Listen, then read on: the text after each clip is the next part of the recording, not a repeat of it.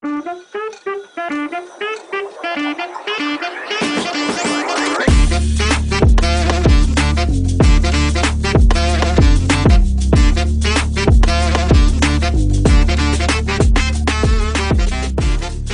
there, I am Paul Miles with the International Society for Biblical Hermeneutics, and we are having a conference on creationism.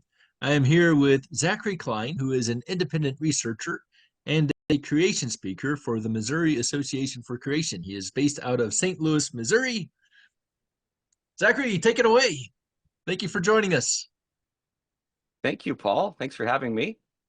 Get my screen share going here, and you can let me know if everything All right. looks all right. Are we Looks good? beautiful.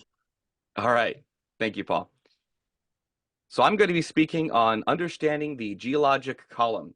And I love how the presentations have gone so far, in that we've really been trying to take the approach that we look at the scientific data, we look at the evidence that we can see around us in creation, and then we ask, how do we account for this? How do we interpret this from a biblical standpoint? And that's going to be the format that I continue to follow here. We're going to back up a little bit and look at some kind of basic concepts in geology that will help us better understand some of the topics that we'll look at later on in the program.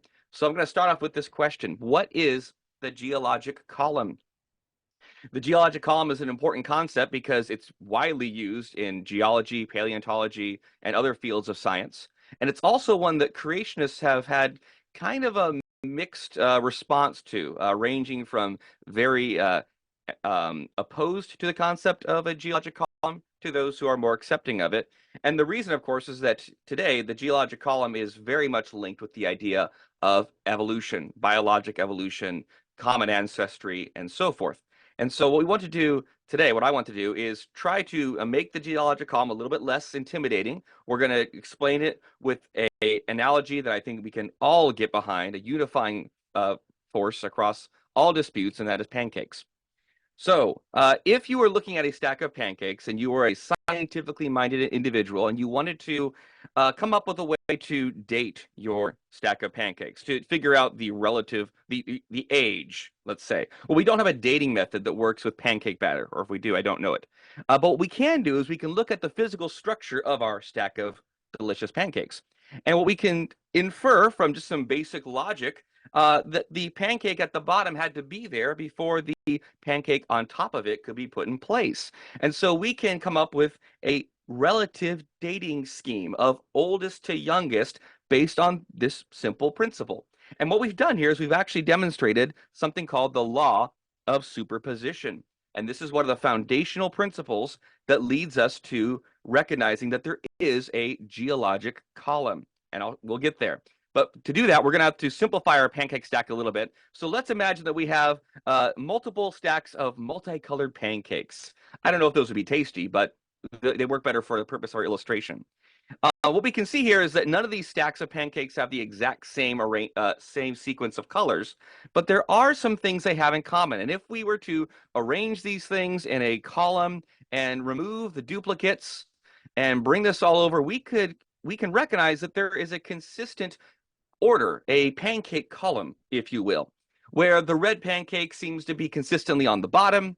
The blue pancake, if there is one, is immediately above that. The blue pancake is also going to be below the green, if the green exists.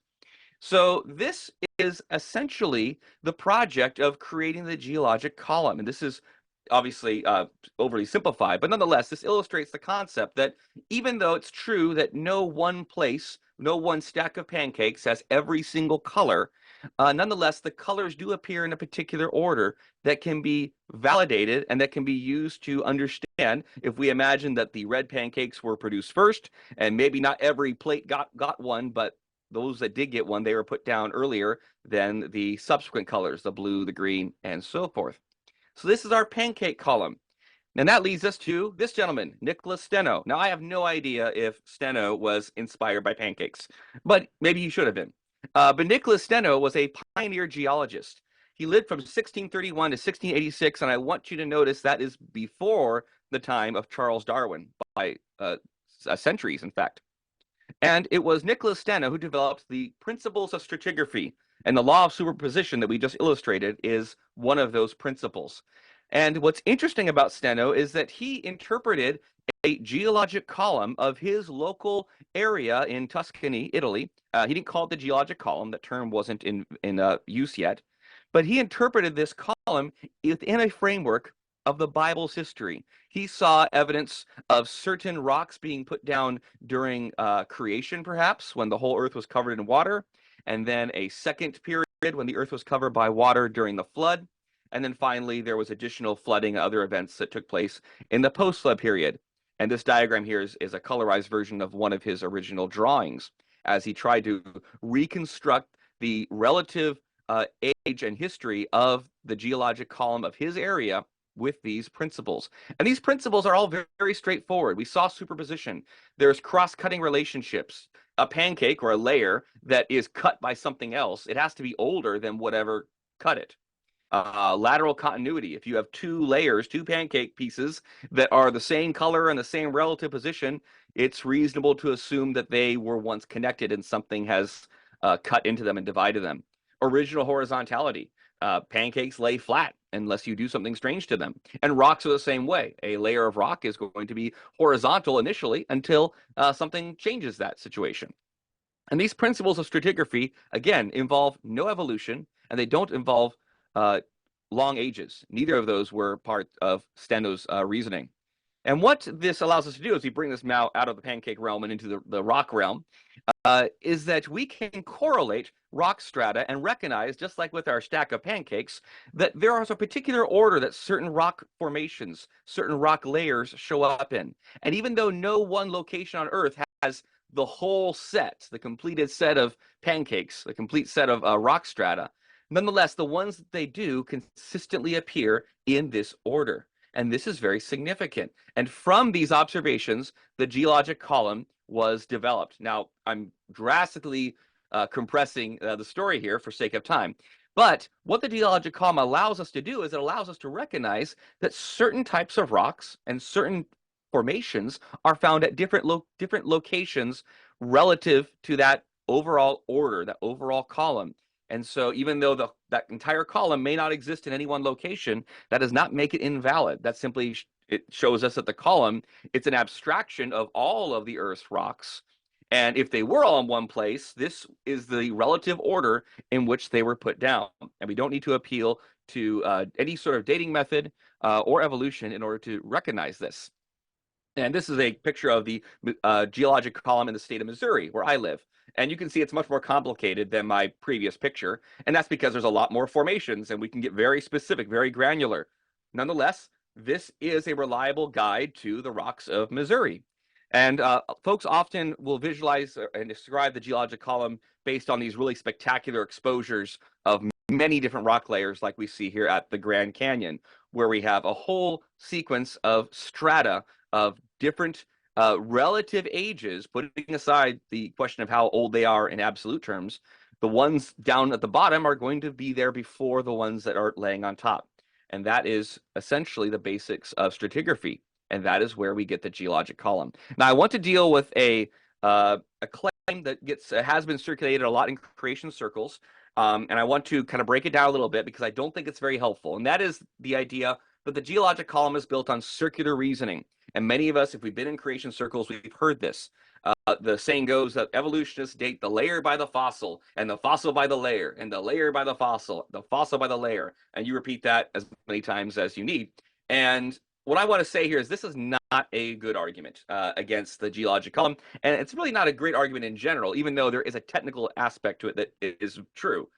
And what this argument is referring to is the idea of index fossils, that there are certain fossils that are used to tell a geologist or a paleontologist what layer they're working in. And the assumption goes, because this is so often taught along with evolution, there is kind of an assumption that evolution is required in order for index fossils and these sorts of markers to work. And that's not really the case. Index fossils function just like different rock types function. In fact, any unique characteristic of a layer of rock can be used to identify that rock, and it's a form of relative dating. Again, to get the actual ages that the evolutionists like to use, those come from other methods that came later after the geologic column was established. And to give you a simple example from my local area, I have been studying a particular layer of rocks in a particular formation that have interesting fossils in them. These fossils are called nautiloid fossils. And I've been going around mapping these in various locations. And what I found is that this is what they would have looked like when they were alive, kind of a pointy-shelled squid-type critter, extinct today. And what I found is that they are consistently found within a particular layer within a larger formation. And if I go to another location about almost 100 miles to the north, I can find a similar formation, I believe the same formation, and I find, again, this particular layer where I can find these nautiloid fossils. Now, to be clear, a nautiloid fossil is not considered an index fossil because they're not unique enough for that purpose in this particular formation. However, in my particular area, this is the layer where I find those fossils. And so when I find them, I can know that I'm probably in the right location if I'm trying to trace this layer. That is essentially the logic behind an index fossil. Again, it's often presented in terms of evolution because evolution is the consensus of the geologic community, but it's not necessary to recognize that there is a pattern to these things. So I want to say that the circular reasoning claim, it's misguided because index fossils, first of all, are not the basis of the geologic column. We have other ways of directly inferring this relative order. Evolutionists do not use index fossils to determine absolute ages. Those ages will come from some probably radiometric method somewhere else in the column. And really any distinguishing feature of a rock layer can be used as a marker, as an index. It can be a bed of ash, it can be a coal seam, sorry for the typo there. It can be a particular fossil, and this is all just ways that we correlate to different outcrops. Now, it is true that sometimes there's mischaracterization or miscategorization. The species is misidentified because someone thought they were in this layer. That does happen. So there are cases where this does take place, but they're not systematic errors. They're not going to bring the geologic column tumbling down, as some creationists have hoped. And I would argue that's a misguided hope because there's no need to bring down the geologic column. It's overall very reliable, and it's actually quite useful, as we will see in our next section here. Okay, so I want to say now that the geologic column is a global record of global process. And many of us, if we've been in creation circles, you'll have seen some of these arguments before. For example, we see extremely widespread deposition of correlatable formations. This is an example of the Tepete sandstone. Now, the Tepete sandstone is mostly known from Grand Canyon, but the equivalent relatively dated rock unit can be found all over North America and in other continents. In fact, there's an equivalent here where I live in southern Missouri. It's called the Lamont sandstone, and yet it shares many of the characteristics of the Tepete sandstone, and the geologic column shows us it's in the same relative position. And so it is the geologic column that lets us see these widespread formations. This is the Kimsuk formation that I've been studying that has those nautiloid fossils I referred to. And the Kimsuk formation as well, even though it gets known by different names, there is a whole system of equivalent formations. And in uniformitarian circles, they don't often recognize just how widespread these things can be. And so there'll be lots of names in different locations for what I believe to be the same rock layer in many cases. So these layers can have very wide extent, and we only know this is important, we only know this because of the geologic column. Without the column, I cannot make these sorts of maps because I wouldn't know where I was. And so this is the Kimsuk limestone looks like where I live, and we find these cool fossils. One more example that I like is the Cretaceous chalk deposits. The Cretaceous is a particular layer, particular point in the geologic column. And if you look at the green in this map here, the kind of light teal green there, that is where we find chalk deposits. And by chalk deposits, I mean the White Cliffs of Dover, large amounts of chalk, which is essentially the remains of plankton. And it's deposited all across the continental margins and even in some inland areas, all around the same point in the geologic column. That is really interesting. We can find these same chalk deposits in Kansas, here in the United States. This is a picture from Germany. So what the geologic column is showing us is that there are widespread processes going on that are affecting much of the Earth almost at one time, at least geologically speaking.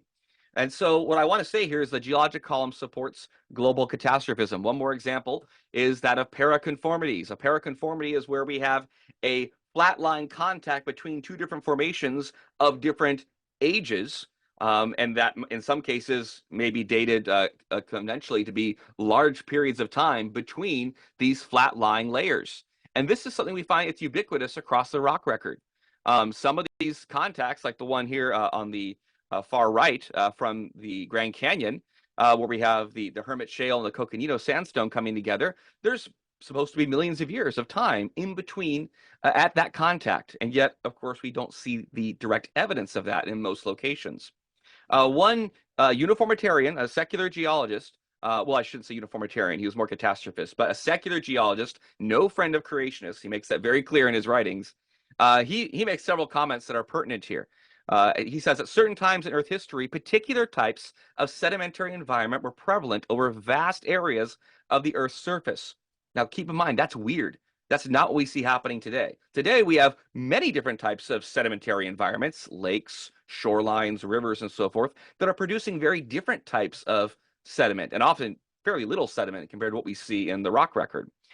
Nonetheless, what Derek Ager is pointing out here is that that's not the way things look in the geologic column. He says that sedimentation in the past has often been very rapid indeed and very spasmodic. Now, what he means by that, he still believes in the long ages. He's putting the time in between the layers, in between the deposits, which he believes were formed rather rapidly. And he calls this the catastrophic nature of the stratigraphical record. Stratigraphical, by the way, that's another reference to essentially the geologic column, just different nomenclature. One of the quotes that Derek Ager is famous for is this: "The history of any one part of the earth, like the life of a soldier, consists of long periods of boredom and short periods of terror." Now, of course, you see his uniformitarian bias in there because he still sees there being long spans of time, but he's recognizing that the direct evidence of the geologic column is of these short periods of terror. It's largely catastrophic. And what we can say from all this is that Earth history is linear. That means that things happened at one point in Earth history, be it millions of years ago or a few thousand years ago, that are very different than the way that they happened just later on, and certainly much different than the modern era.